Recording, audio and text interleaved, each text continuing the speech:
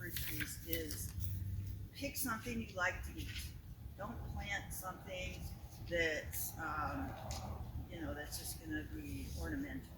You know, if you're going to plant a fruit tree, an edible item, then pick one that you really like to eat. And there are a lot of choices.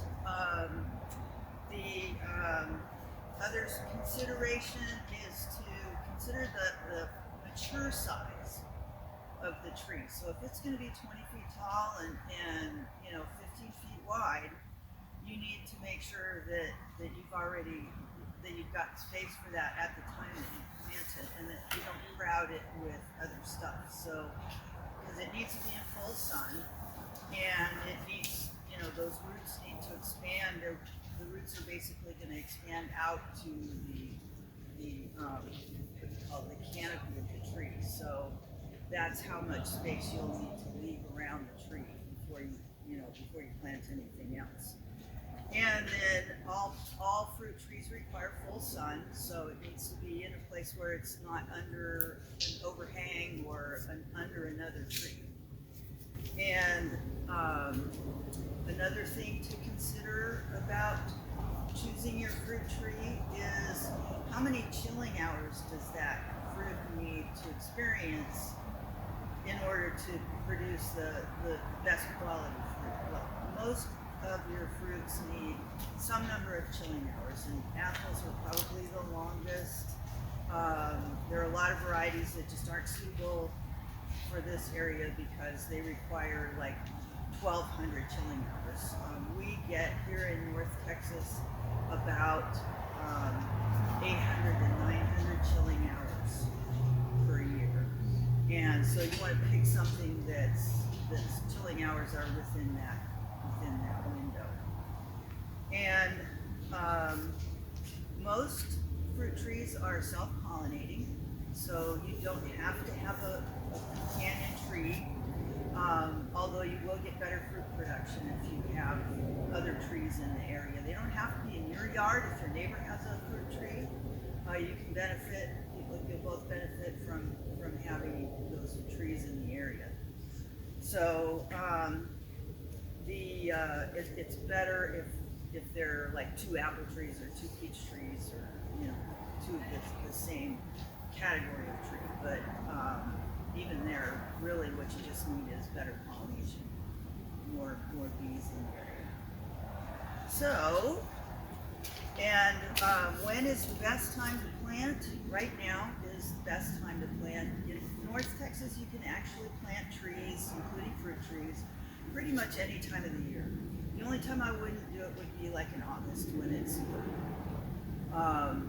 But you definitely want to try to plant when the tree is dormant.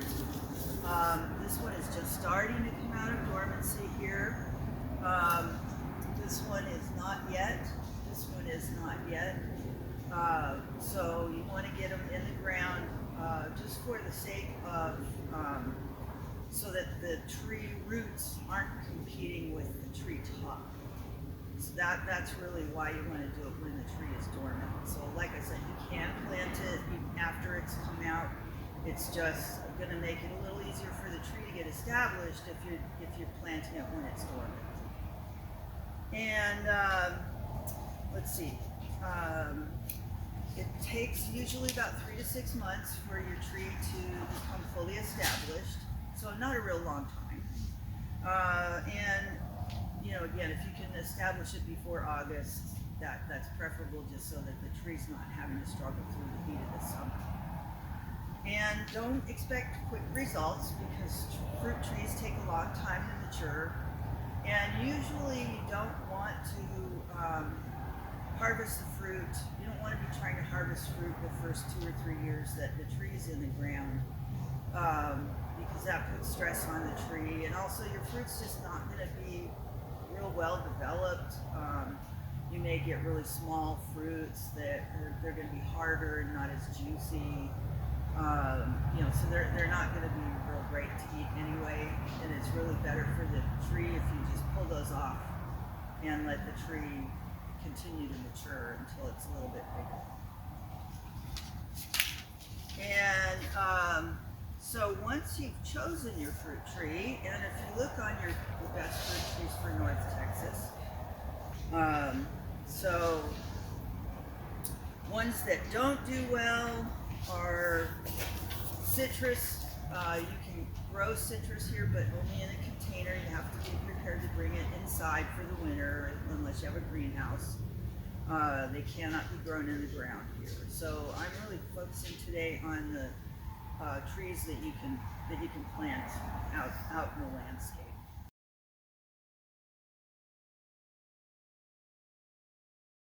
So moving on, let's talk about how to plant your tree, which is really important that you understand the right way to go about it, because unlike some of your plants that are more forgiving, trees in general, you have to be very careful about how deep you plant them and how you water them and stuff like that. So let's start by talking about that. You're going to start by digging a hole that's a little bit bigger than the pot the tree comes in. So this one is a 5-gallon tree. It's like what, maybe a foot, not even a foot across, so 18 inches maybe your diameter of your hole. And then you want to go ahead and plant in the native soil. You don't have to amend the soil. In fact, it's really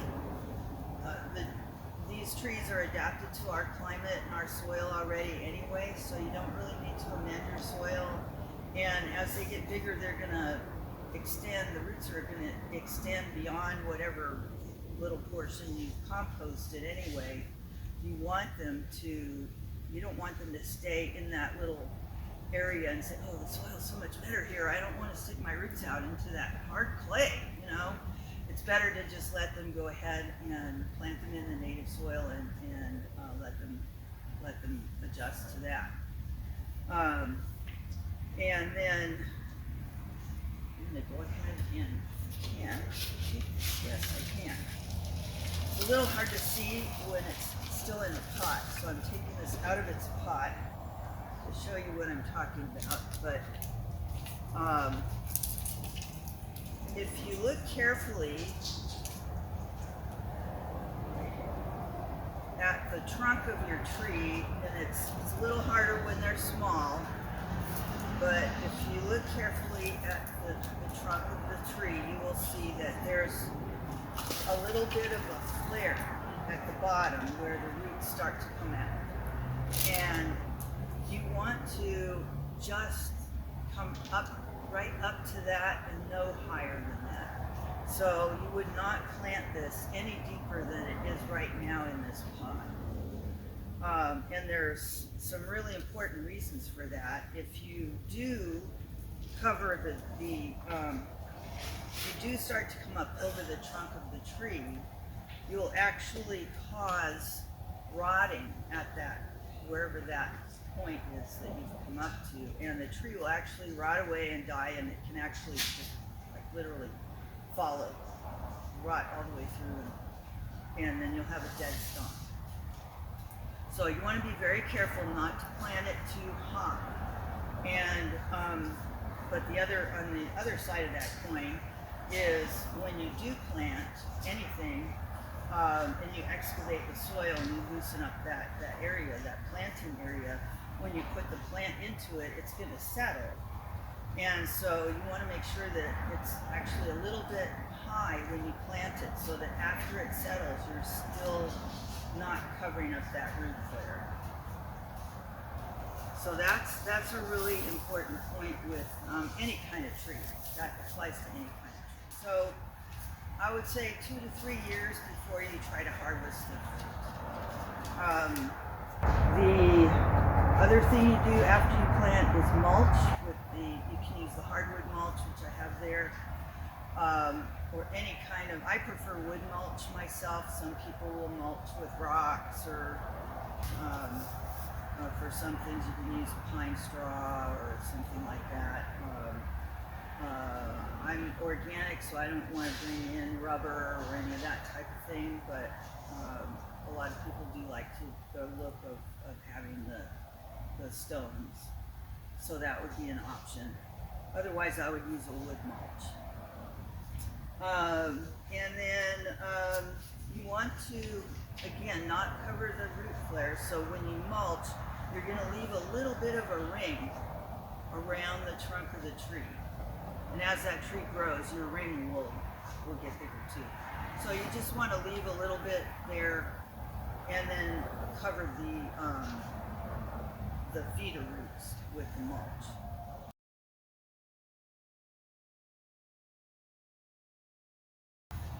While your tree is growing, you want to try to keep the weeds out from around it.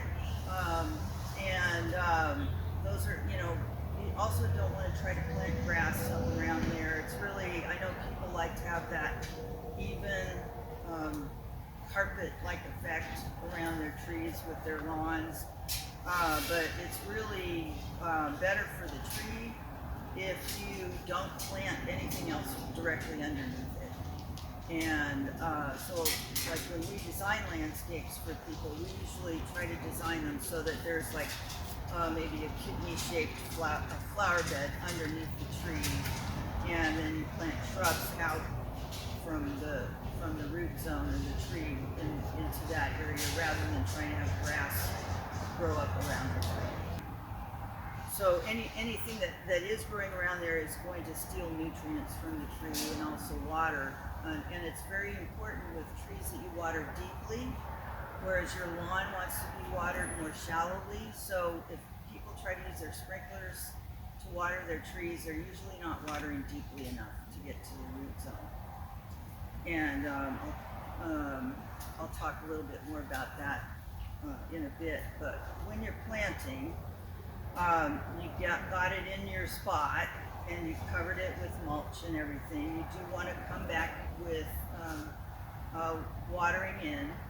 And when you water in, I would recommend that instead of using plain water, that you use something like the green tree elixir, which is locally made by a local arborist that we work with. This is his secret sauce for getting trees to start. It's also a good fertilizer that you can use on an ongoing basis. And this is a liquid, a concentrate that you would mix with water and then basically pour on the soil around the root zone of the tree. And how much you use would depend, like on this little tiny tree, you wouldn't need very much, maybe a few ounces. If you have a great big giant oak tree, obviously you're going to use a lot more. And another option, this is called sick tree treatment. This was developed by the Dirt Doctor. Are either of you familiar with him? Yeah. He developed this. This is kind of an alternative to the green tree elixir. Even though it's called sick tree treatment, it's not just for sick trees, but that's why he developed it, was to try to revitalize trees that weren't doing so well. And this is a powder, so it's a little bit different way to apply it, but you would still spread it around the root zone of the tree and then water that in. And it would work as a fertilizer as well. So when you're planting, start with something like that to get the roots going. And then with a small tree like this, again, you can see from this that the roots come all the way down to the bottom of the pot here. And so when you're watering, you want to make sure that you're getting water down here. And usually that means about 3 or 4 inches of water that you're going to be putting on the ground to get it to soak down that far. That's going to vary depending on the time of year, the type of soil you have, and things like that. But one way that you can check is to stick your finger down in there, or stick some kind of water meter down in there to see if it's moist further down. But you want to water deeply, but you don't need to water real often because you are getting water so deep it takes a long time for that water to evaporate out and dry out the soil again. So with trees, you're watering, like I said, less frequently, but more deeply. So a new tree, you're going to water probably once a month. In the summer, you probably want to water once a month. In the winter time, you can back off to once every like 3 months. You could probably skip, December and January, even if we don't get rain, just because everything's cooler and there's less evaporation and stuff like that. What'll happen is if you water shallowly, the roots will want to stay shallow. And with your lawn, it doesn't matter. They only go down an inch anyway. But with your trees, you really want them to penetrate down into the soil, and that's the real reason that you're watering deeply and less frequently. In the summertime, you might want to go with something like a gator bag to help, especially if you're going to be on vacation or something like that. This wraps around the tree and acts as a water reservoir, and it slowly seeps out into the soil to keep the soil moist around the tree for a longer period of time. So especially if you have an area that's kind of out, if you have a big piece of property and you've got stuff way out away from your house, this might be a good way to go. If you have trouble getting hoses out there or something like that, this would make it a little easier. So that would be one thing. And when you're planting also, a lot of people want to stake their trees when they're first planted to keep them from tipping over or bending, like this one's a little bit bent right here.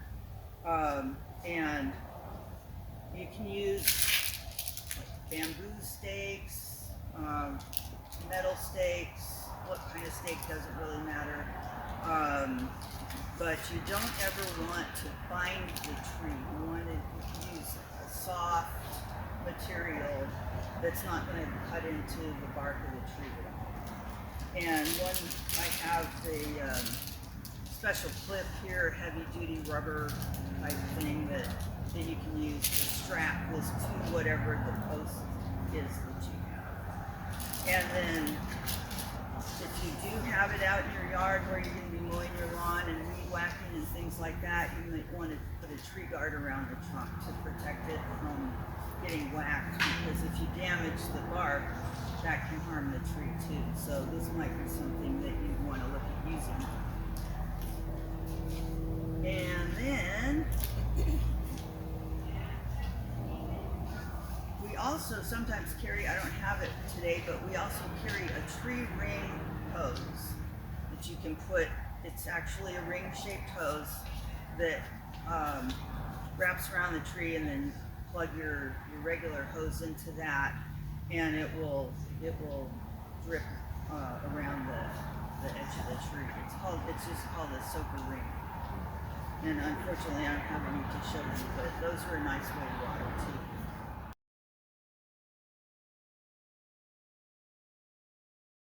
Fertilization.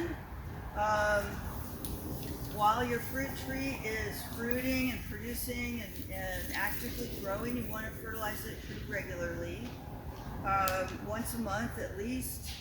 When the tree is actively growing, you can probably get away with doing like every 2 weeks when it's growing like that. Fertilizers you can use would be the green tree elixir again, or you can use Garrett Juice tree. He has a tree tonic that he makes that we carry as well. That would be an option. And then some people like to, this is a nitrogen fertilizer, the green tree elixir. You would want a high nitrogen fertilizer. Liquid fertilizer is easier with trees to get the fertilizer deeper down. So something like that for the fertilizer. And then if your tree does start fruiting, a lot of times it won't fruit at all when it's really young. But those first 2 or 3 years, you want to remove any fruit that's on the tree. Another reason to do it too is, when they're young like this and the branches are very, very flexible. If you've got a big heavy piece of fruit hanging on here, it's at best it's going to deform the tree. At worst, it's going to break and cause damage. So you definitely don't want to leave heavy fruit. You don't ever want to allow the fruit to cause the tree to droop like that. So even after it's mature, you may get clusters of fruit. And so thinning your fruit tree is something that you'd want to do as it's producing its fruit. Let's see if I can show you on the fig tree here. Not really. But as the branches are coming out and the fruit start, you might have 2 or 3 pieces of fruit on a branch. You always want to allow about that much between each piece of fruit. So you'll get the fruit that's left on the tree will be bigger and juicier, and you'll have a little bit less fruit, but what you have is going to be better quality. And that does all kinds of fruit trees? That's pretty much true for all fruit and nuts, really. Like I said, you'll get better quality fruit, and you'll be less likely to damage the tree from having too much weight on the branch. So I always did that. I had where I live now, I don't have any fruit trees, but I had a peach tree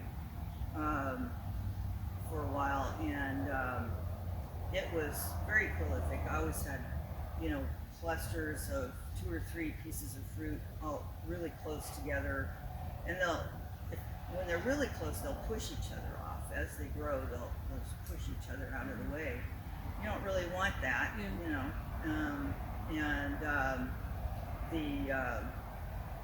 like I said, it's just better for the tree. And I always got tons of fruit anyway. I'd take off. It seemed like I was taking off a lot of fruit, but there was still so much fruit left I couldn't eat it all myself. I had to give it away and make jam out of it, and all that other stuff just to use it up.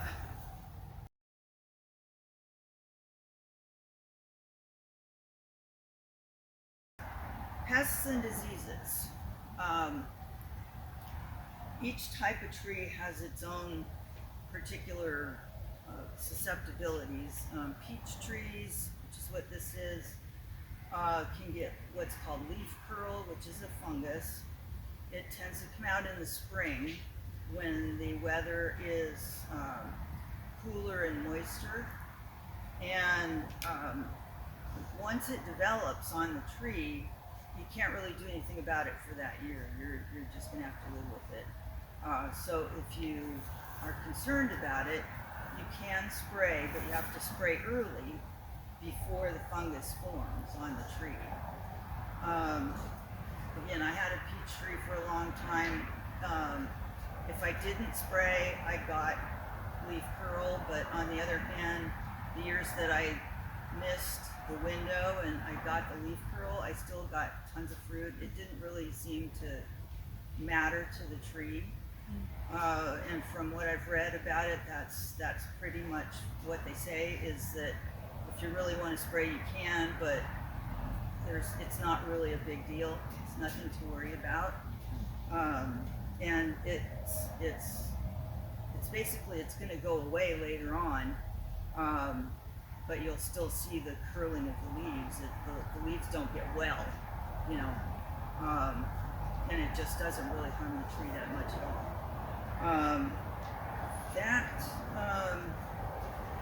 There are some pests that you might want to spray for, and they recommend that you use a horticultural oil. And again, that's something you'd want to do in the spring before the bugs start to appear. But it's a very long. The horticultural oil is it's certified for use as an organic program, but it's not organic itself because it's a petroleum-based product. And you only need to use it like once every 3 to 5 years.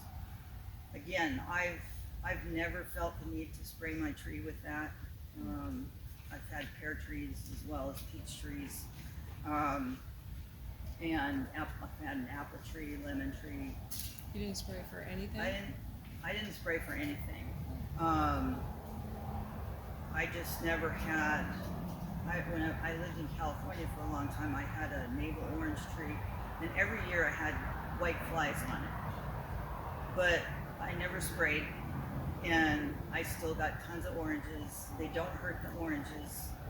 They just sit on the leaves, and they do suck the juice from the leaves.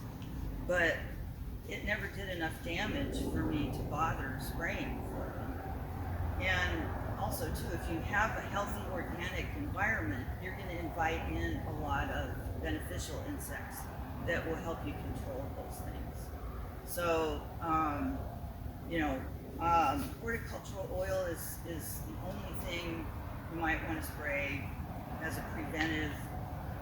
But again, I've never felt the need to.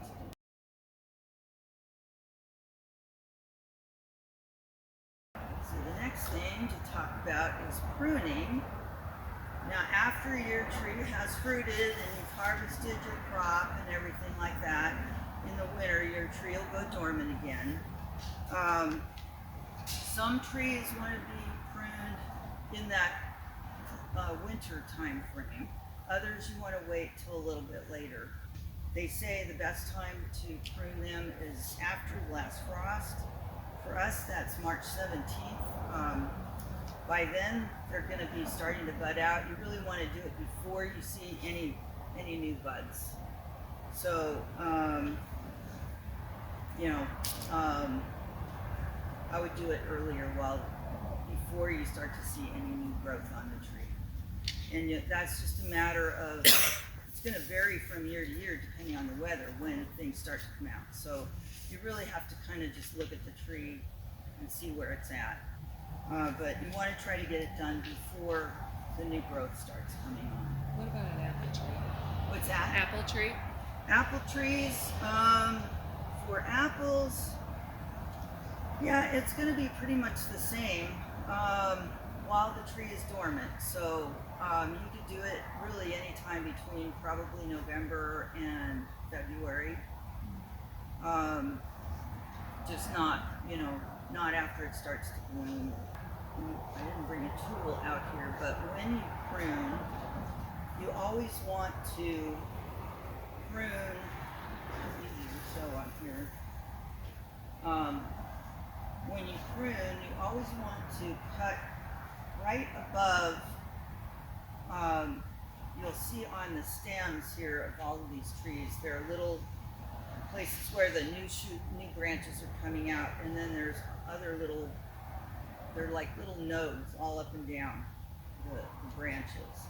And that's where any new growth is going to come from, is from those little nodes. And so you always want to cut just above one of those. And you always want to cut at a 45-degree angle. So you want to cut like this way rather than straight across. When you cut straight across, the space between that little node and wherever you cut, that's just going to die. If you cut it closer, then you won't have the dieback. And the dieback, you don't want the dieback because that can attract insects, bad insects into the weak part of the tree. So you don't want to do that. And then you always want to shape the tree so that it's growing outward. And when you cut at a 45-degree angle, the new growth is going to go that way. So you wouldn't want to go down inside the tree and then, cut like that and have it keep on going this way. You'd want to try to make it go so it's more pushed out. And you get better air circulation on the tree. That's going to help with pest and disease control, to have that more open shape. I made myself a note here. It says some people recommend that you always leave one branch that faces southward because that'll help train the tree against the prevailing wind. I've never tried that. I never thought about it. That's interesting. So, yeah, I don't know if that's true or not. Probably depends on how strong the tree is in it to begin with, how big it is. I mean, something like this, it's going to blow around no matter which way it's facing. So always make sure that your pruning tools are clean and sharp. You always want a nice clean cut. You don't want a jagged cut, because again, that's not going to heal right, and it'll invite pests and diseases. Some people, when they prune, like to use wound dressing or the pruning spray to seal the ends of the cuts. It's an extra step. It can help if you do have a jagged cut or some other kind of wound on the tree. Something like that can be beneficial to help it heal. But you want to try to avoid those kinds of things in the first place if you can. Peach trees, like I said, leaf curl is probably the biggest problem you'd run into as far as diseases. You may get other fungal issues. Apple trees are most prone to a problem called fire blight. Fire blight is a bacteria. So your usual products like neem oil and things like that don't work on fire blight because they're not antibacterial. The only thing that will work on fire blight is a product called streptomycin. It's a powder, and it's really, apples are the only trees around here that get fire blight. And again, unfortunately, I don't have it in stock right now, but it comes in, it's a powder, it comes in a little jar, and you need to spray the tree. If you see it coming out, you'll see it'll turn black. The wood will start turning black. So usually it starts out and then works its way down toward the trunk of the tree. It usually starts out here somewhere. You need to watch for that if you have apples, and try to get it under control as soon as possible, because once it gets advanced, it's pretty difficult to get rid of it. So you really want to watch for that if you have an apple tree. And then, like I said, streptomycin is the only thing that's going to work on it, and you'll probably have to treat repeatedly to try to get it under control. It's very aggressive, and it will kill the tree in just 2 or 3 years once you get it, if you don't get it under control. So that's the big thing to look for with apple trees. Another thing apple trees get are cotton root rot. But most apple trees are grafted, so they take a tree that's a type of apple tree that is more resistant to the disease, and then they graft on branches of other types of apples onto that. So with almost all your apple trees, you've got basically 2 kinds of apples on that trunk. You've got your grafted, your base apple tree, and then you've got whatever variety you're actually producing that's producing the fruit is another variety that's been grafted onto it. And so that makes it less likely that you would get things like cotton root rot. But if you do, there's really not a lot you can do except try to treat the soil with some kind of fungicide like neem oil, something like that. But you shouldn't have to worry about it because, like I said, you'll be growing from a tree that's been grafted to begin with. The big thing with fruit trees is worms in the fruit. That's another thing. They get in there when the tree is blossoming. The worms actually are embedded in the fruit as the fruit is forming on the tree. So again, I've not had a lot of problems with worms myself on my fruit trees. Peaches are, at least for me, I found that my peach tree was more likely to have worms in it than my pear tree. Not sure why, but you know, I just got to the point where I just always, instead of biting into the whole fruit, I would cut it, make sure that I wasn't eating a worm. You know, if you do want to spray for worms, you can use the BT, which I didn't think to bring out here, but Bacillus thuringiensis is a natural bacterium. It's very good at controlling any type of larva. So if you have any caterpillars, butterflies, it will harm, you know, monarch butterflies if you spray the larva. But you're not going to have monarchs on your fruit trees anyway. But if you're spraying for the little tiny worms that get in your fruit, then you'd want to spray early in the season while the fruit is when the tree is starting to blossom. You don't want to blow off the blossoms. It's the only thing. So you want to try to time it so that the tree is almost done blooming and the fruit is just starting to form. So timing again on that is a little tricky. You can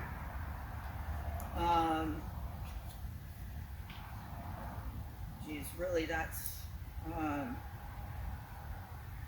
know, they say you should keep on spraying. I don't see any point in continuing to keep on spraying, because if it's not already in the fruit, then it's, you know. The other thing would be birds pecking the fruit, squirrels, you know, other than just out there with a pellet gun. I'm not sure how to control them. They were probably my biggest bane, you know, is the squirrels and the birds. It'd be so frustrating because, you know, you look up and see this beautiful piece of fruit looking at you, and then the back side of it would be chewed away, you know. You think you're picking a nice that with my tomatoes. Yeah, they do that on your tomatoes too. So, whatever you can do to control the birds. You know, I tried hanging the CDs from my tree to make the sparkly, you know, whatever, and it doesn't work. Didn't work for me anyway, and so I never figured out how to control the birds or the squirrels. You know, put a little bag around each fruit. Yeah, there you go. I did pantyhose on my tomatoes one year. They were so bad. Even that didn't work? No. Wow. I don't know. Supposedly, if you use that tool. Yeah. I haven't done that. We're not supposed to be able to chew through that, but I don't know. It was very frustrating. Yeah. Yeah. And they're just so dang smart. So anything, you know, they could probably figure out how to untie the bag. Yeah.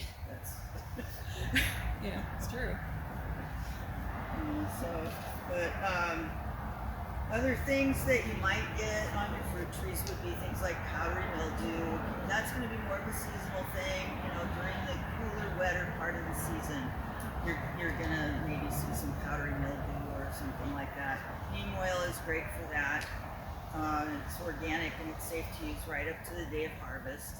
So most of your fungal problems can be treated that way. And pears also get fire blight the way apples do. You know, again, that will kill your tree in a relatively short period of time. Not in 1 year. Usually it takes several years, but you know, 2 or 3 years, your tree is really going to be really sick. Again, streptomycin, if you see any kind of blackening of the wood. So scale will also leave their excrement will turn the thing black. But if you're seeing the scale, you know it's a bug and not a fire blight. So you know that would be just the one thing to differentiate what the problem is. But if you're just seeing the blackening of the wood, that's probably fire blight. You want to cut it off and make sure that you're bleach your after each cut so that you're not spreading it. But you want to cut well below wherever that fire blight is appearing, and then again spray it with the streptomycin. And other bugs, the Bacillus thuringiensis, BT, or the spinosad are both good things for most of your insects. All right, thanks again for coming.